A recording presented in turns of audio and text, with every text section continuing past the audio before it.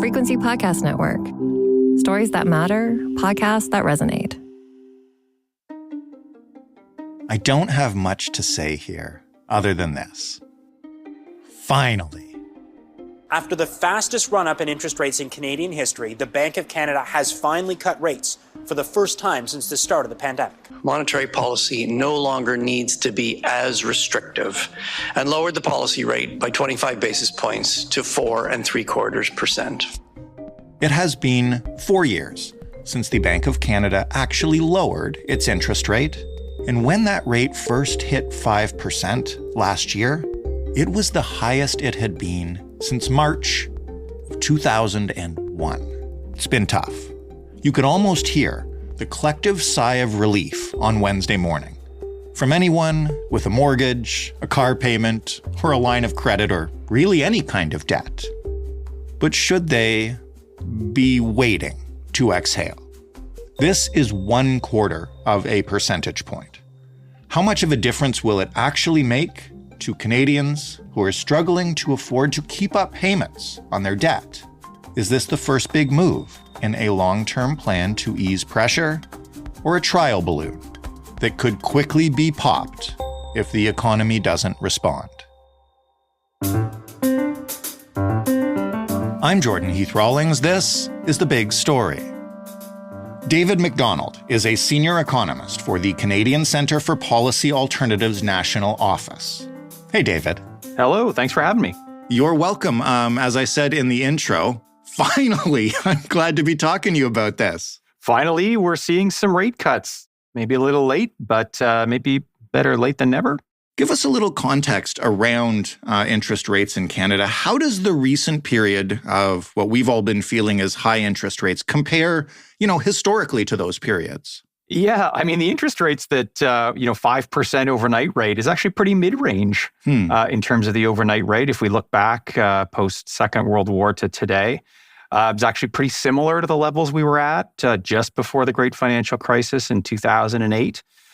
For much of the period from the 70s through the early 90s, rates were at about 10%. They actually hit 20% in the summer of 1981. Oh, wow. So we're sort of mid-low range in terms of interest rates, historically speaking. But as I understand it, it's been almost 20 years, or more than 20 years even, since the rates were as high as they've been over the last several months, right? That's right. In the period between 2009 and 2022, they were zero. And that is completely unprecedented in Canada, but also internationally. They were at what's called the zero lower bound, quote unquote, where monetary policy ceases to be relevant. So the Bank of Canada can do nothing else to encourage economic growth. They basically make money free, in essence. Take money, go buy a house, and hopefully we'll encourage economic growth as a result. And that went on for, more than a decade. Over that period. Now, that changed pretty decisively as we started to see inflation pick up. And one of the reasons why 5% seems astronomical, even though it, historically speaking, isn't terribly high, is how quickly it happened. So we went from 0 to 5%.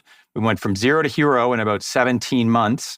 That speed of increase over that period, 17 months, about a year and a half, has really only happened once or twice before. It happened once in the late fall, early winter of 1979, and happened again in the summer of 1981. In the summer of 1981, rates actually were up 10 percentage points compared to a year and a half earlier. This is the time where they hit 20%. We got close to that scale of increase in the spring of 1989, where rates rose 4.3%. We have to remember that important things happened after 1981 and 1989. The housing market was utterly crushed for a decade after both of those. Right. Both of those were followed by major recessions. The other thing, too, to realize is that rates are relatively low, historically speaking, even at 5%.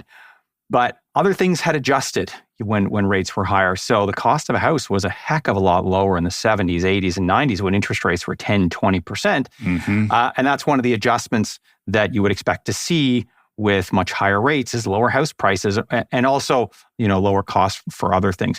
We have seen some decrease in house prices as a result of these very high interest rates, or this big increase rather in interest rates. And house prices down about 15%. But we haven't seen the housing market utterly crush in the way that it was in previous times around when we'd seen rate hikes that had happened this quickly. You mentioned that the rate was at 0 not that long ago.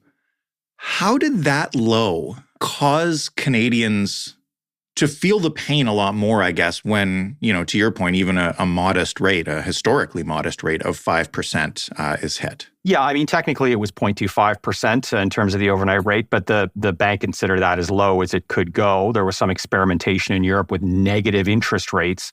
So, you're paying your mortgage payment and in essence, the bank pays with you a little bit. Huh. And so you end up with every single dime of your payments going towards principal and then some. The effect of this and the goal of very low interest rates, of reducing interest rates, the goal of monetary policy is to encourage people, households, and businesses to take out debt, spend that debt in the economy, and drive economic growth. That's the point. And when you're at 0, you can get a lot more leverage in terms of a much bigger mortgage, in terms of businesses taking out, in essence, interest-free or close to interest-free loans. Right. And so you get a huge buildup in debt, which is exactly what we saw over this period. Huge increase in house prices because now all of a sudden those monthly mortgage payments, so much more of that monthly mortgage payment is going towards principal instead of interest when interest rates are so low. And you've got a long period of it. And so you see huge increases in house prices, but at the same time, huge increases in debt. And this was of great concern to folks over this period, including the Bank of Canada, which is that you can certainly increase economic growth, but you do it by heavily indebting the household sector. And the chickens came home to roost. You see this huge increase in interest rates.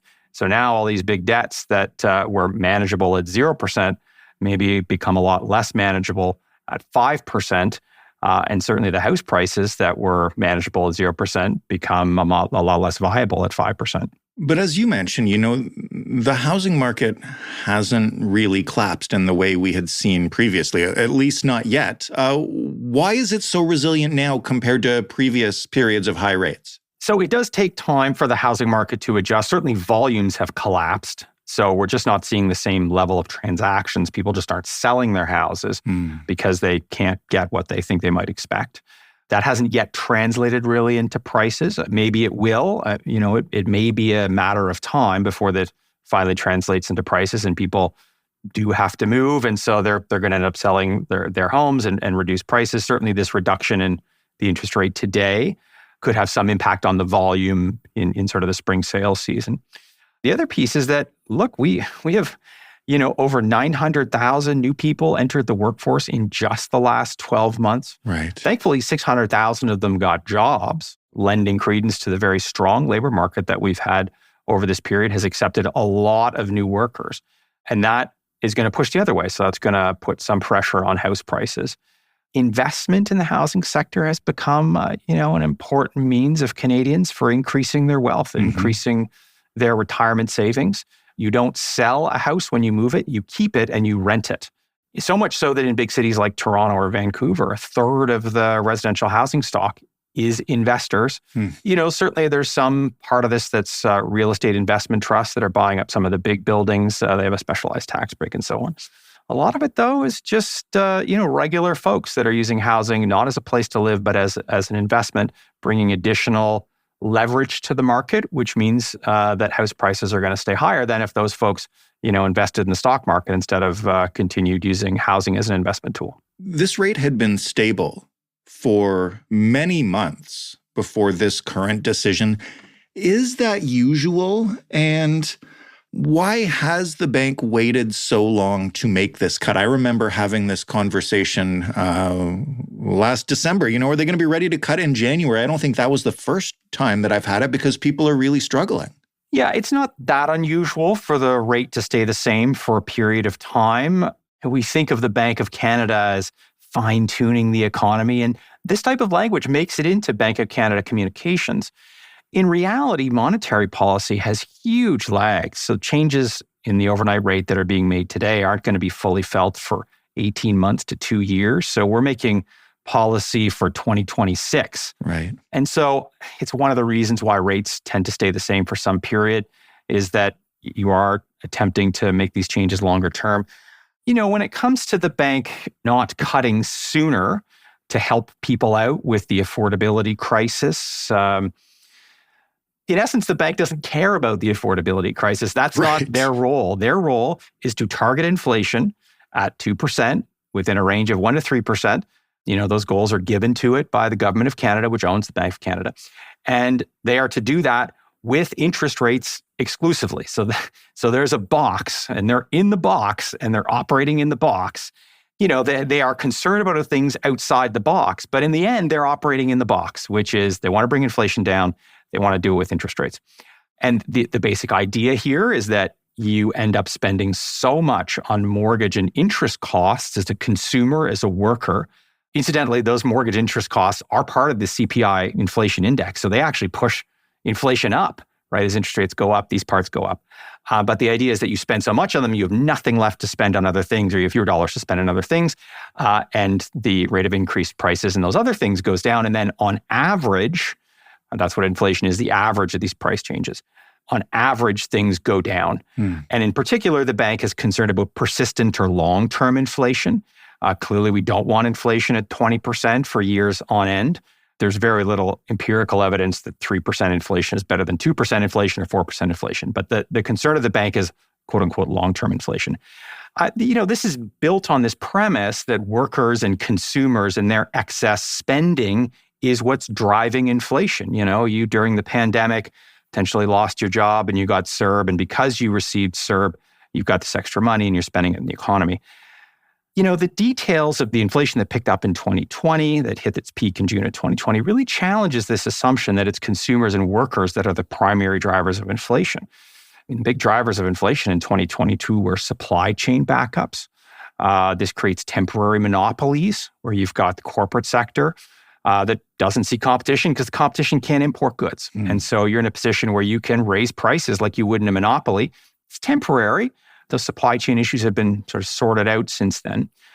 The other key thing that was happening in 2022 was key input prices saw massive hikes. And these massive hikes in these key inputs into supply chains ricochet through those supply chains over the course of 2021, 2022, 2023. Think of things like gasoline and diesel, big increases in those costs due to the war in Ukraine. Right. These led to record corporate margins, corporate profits over this period. How do you control the prices of these key inputs? How do you clear supply chains? That's not in the box, right? Interest rates don't help you there.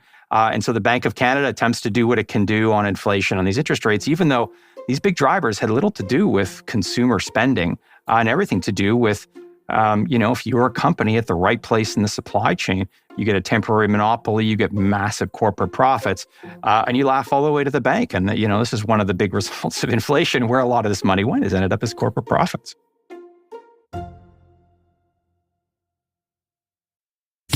My name is John Cullen, and I want to tell you a story.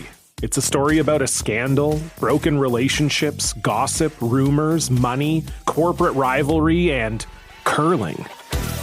It's the story of Broomgate, how a single broom, yes, a broom, turned friends into foes and almost killed the 500-year-old sport of curling. It was a year I'd like to forget.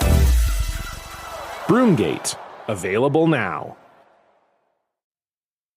We talk about it like it's a huge news story today that the Bank of Canada made this decision. It's a quarter point. It's going from 5 to 4.75. How will Canadians actually feel this? And how much does it matter in the grand scheme of things?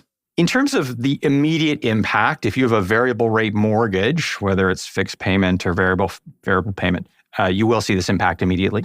This is the one group that will see this change immediately. Now, as you say, it's not a massive change, and you're still paying far more than you were paying on your mortgage in January of 2022. Outside of that group, it's going to be relatively limited in the short term. So for other folks that have mortgages, those are going to be on a fixed interest rate. And so, if you have to renew in June, then this is going to help you a little bit. But it's worth pointing out that if you're renewing in June and you're on a 5-year term, you had a very low rate, and you're going to have to renew a 4.75 up from, whatever the initial rate was, 2% or something like that. That's a big increase. Mm-hmm. That's slightly better than renewing at 5. But in any event, you're just still going to see a huge increase in your mortgage costs.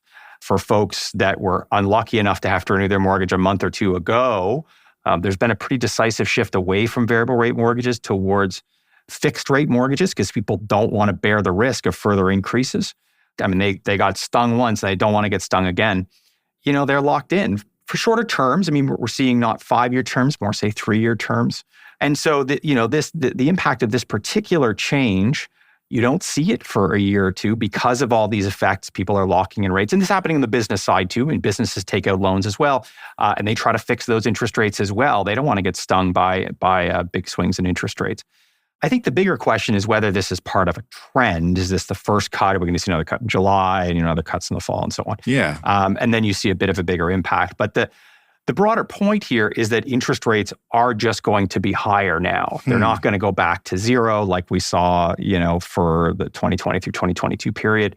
They're probably not going to be 5%. Maybe we're looking at more like 3% in terms of long term, unless there's a recession, in which case maybe we will go back to zero. But it does seem like, at least at this point, it is possible for the economy to sustain 3% inflation without seeing a recession. Certainly, we haven't seen one so far. What if you're someone who is trying to sell a house right now? Is this good for that side of the market? Will it increase activity? It probably will. I think we have to think of not only this particular small change in the overnight rate, but the potential for people to understand that this kicks off a trend of decreases in the overnight rate and mortgage rates in general. Volumes are way down in part because people expect their house price to be more than people are willing to offer for it. And so therefore it doesn't sell. And so volumes are down. Mm-hmm. Decreases in mortgage rates will give people more leverage. You can afford a little bit more if the mortgage rate is lower. There's some expectation that this is going to explode housing prices. They're going to go way up. And so if you're a homeowner, you're going to make a lot more if you're selling your house. I'm not sure that that's true. I think it's going to increase volumes, but to say it's going to increase house prices substantially, there's still half of mortgage holders who haven't yet renewed at these higher rates. We're at the break-even point right here in June of 2024. Half of mortgage holders were variable rate or they had to renew already at higher rates. Half of them haven't, right? They have a fixed rate mortgage. They haven't had to renew yet, or they have a variable rate mortgage with fixed payments. That's still to come. It's still going to be over the next 2 years or so that people will be forced to renew at these higher rates. And so it may be more likely as a home seller that you'll be able to sell your home, but it's not entirely clear that you're going to make a lot more as a result of some sort of galloping out of control house prices as a result of this decrease in rates, or even the expectation that rates will go down further in more decisions in the summer and fall. You say there's hope that this is the start of a trend. How consistent, I guess, is my question, is the Bank of Canada usually about things like this, right? Is this a signal that it intends, maybe not to get down to zero, but to continue lowering it? Or is it conceivable that they look at the data over the next, 6 weeks, 8 weeks to the next update, and they raise it back again? I think that's unlikely. They have waited a fair amount, more time probably than they should have, to see this first rate cut. And so the bank generally wants to keep things consistent, either because they're holding rates constant for some period of time or because they're consistently decreasing towards some sort of further goal. I mean, if we saw some sort of dramatic change in the inflation figures or the GDP figures or the employment figures, but I think that as long as things are coming in relatively according to what the bank has projected, that we're not likely to see rates increase. I think we are likely to see them continue to decrease. The one thing that was really interesting in the change between the projections that we saw in April and today was the bank was predicting stronger economic growth, both at the tail end of last year and the first quarter of this year. And we didn't really see that to the same level as they were predicting, or we're in the same kind of very slow, no growth situation that we've been in for the last year or two. Not negative growth, and that's important. I mean, once you get to negative growth, that's a recession. But we haven't seen that negative growth. We haven't seen positive growth. And so certainly the bank has got to be concerned about planting this soft landing that we've gotten so far. We haven't seen negative growth. We haven't seen huge increases in the unemployment rate. It has gone up That's largely because it has not fully absorbed a huge increase in workers.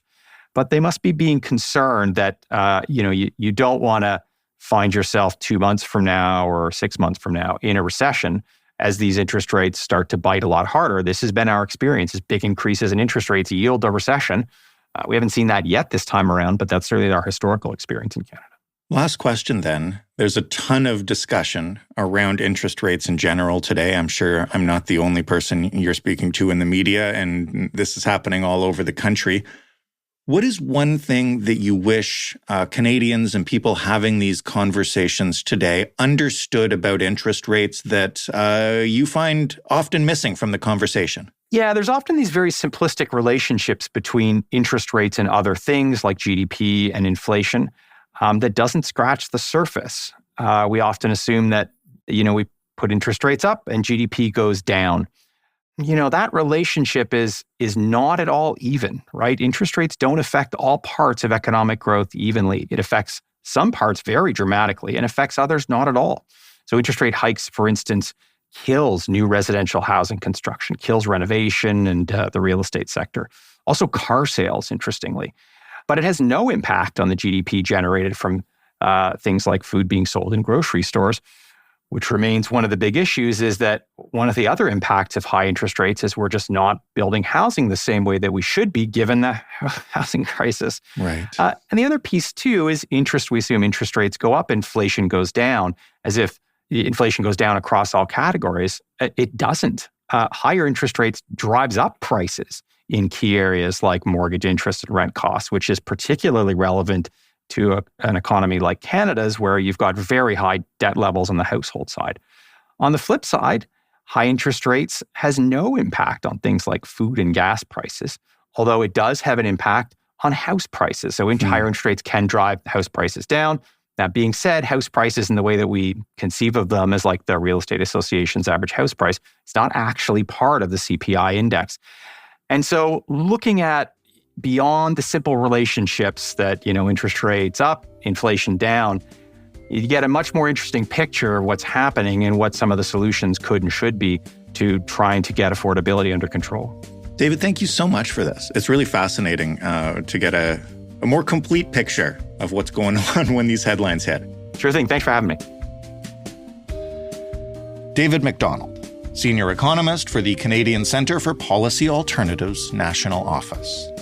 That was the big story. For more from us, you can head to thebigstorypodcast.ca. You can always send us feedback on this episode or any other by emailing us at hello@thebigstorypodcast.ca or calling us and leaving a voicemail, 416-935-5935. The Big Story is available wherever you get your podcasts, and it's on smart speakers. Just ask them to play the Big Story podcast. Thanks for listening. I'm Jordan Heath Rawlings. We'll talk tomorrow.